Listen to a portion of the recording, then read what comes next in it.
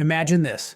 You're driving home after a party, or maybe you've been on a long road trip with your family. The music is playing, everyone is relaxed, and you're just trying to get home.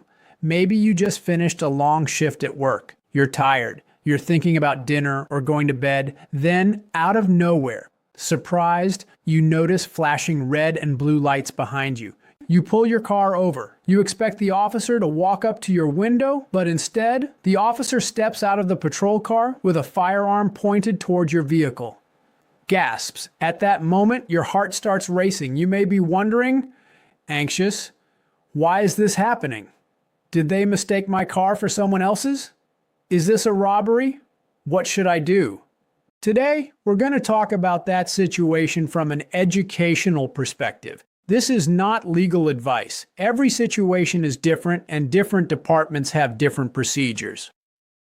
Let's start with the first thing. Don't assume you know why the officer has a firearm drawn.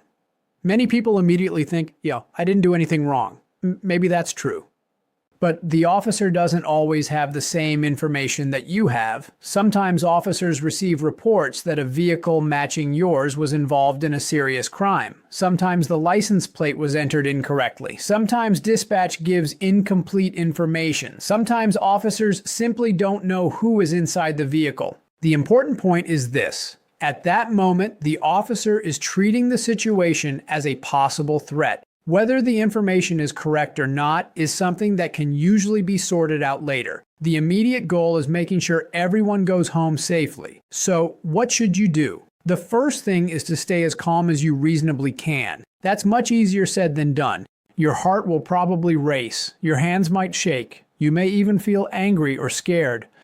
Those feelings are completely understandable, but sudden emotional reactions can make an already stressful situation even more difficult. Next, make yourself as predictable as possible. If you're driving, keep your hands where they're easy to see. Many people place both hands on the steering wheel. If it's nighttime, turning on the interior light can also help everyone see inside the vehicle. If you have passengers, tell them to stay calm. Children may become frightened. Adults may want to ask questions. The best approach is for everyone to avoid sudden movements until they understand what the officer wants. One of the biggest mistakes people make is reaching for something without saying anything. Imagine you're simply trying to grab your wallet. From your point of view, that's completely normal. From the officer's point of view, they don't know what you're reaching for. That's why communication matters. If you're instructed to get your identification, move slowly and tell the officer where it is before reaching for it. Another common mistake is opening the car door unexpectedly. Unless you're instructed to get out, don't assume that's what the officer wants. Different officers handle situations differently. Listen carefully for instructions. Another thing to remember is that this isn't the time to argue. You may believe the stop is unfair. You may believe they've stopped the wrong person. You may think they're making a mistake. Even if that's true, a roadside stop with a firearm involved is usually not the safest place to debate those issues. Questions about what happened can generally be addressed after the immediate safety concerns have ended. Let's also talk about passengers. If you're the passenger, don't assume the officer is talking only to the driver. Stay calm, keep your hands visible. Avoid reaching into bags, backpacks, or under seats unless you're instructed to do so. If children are in the vehicle, parents naturally want to comfort them. If possible, explain your movements before making them. Again, every situation is different. Now let's discuss something many people don't realize. Movies often show dramatic police encounters. Real life is different. Real situations are unpredictable. People under stress can misunderstand each other. That's one reason officers often give loud, simple commands. Those commands are meant to be clear in a stressful environment. Listen carefully. If you don't understand an instruction, it's okay to calmly say that you didn't hear or understand. Clear communication can reduce confusion. Here's another important point. Don't make sudden assumptions.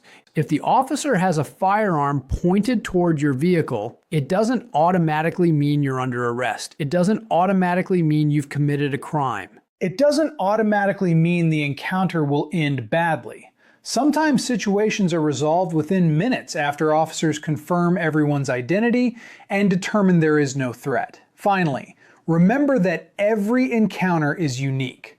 No video on the internet can prepare someone for every possible situation. Procedures vary, circumstances vary. The goal of this video is simply to explain why these encounters may happen and why remaining calm, communicating clearly, and avoiding sudden movements can help reduce misunderstandings. Hopefully, you'll never experience a situation like this.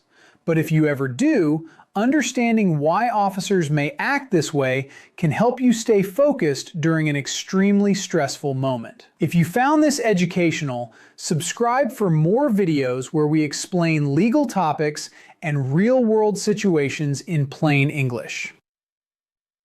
Disclaimer: this video is for general educational purposes only. It is not legal advice, does not create an attorney-client relationship, and should not be relied upon as legal guidance for any specific situation.